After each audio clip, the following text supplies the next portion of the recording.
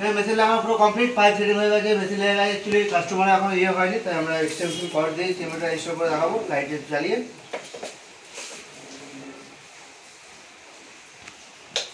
Switch দিলাম আর light জ্বলে, ঠিক আছে।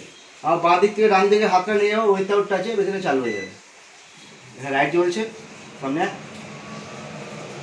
এটা হচ্ছে স্লো, যখন এখানে লাইট জ্বলছে বাকিগুলো অফ আছে, এটা লাইট আছে বলে জ্বলছে। আবার রিপিট করলে মিডিয়াম, আবার রিপিট করলে হাই স্পিড।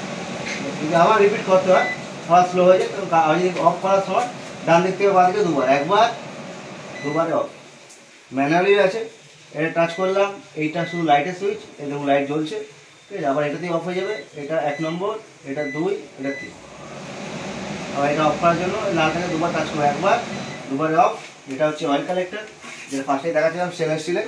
এটা এখানে তেলটা ওয়েস্টেজ জমা হবে, ঠিক আছে। দিয়ে ক্ল্যাম্পটা লাগিয়ে দিলে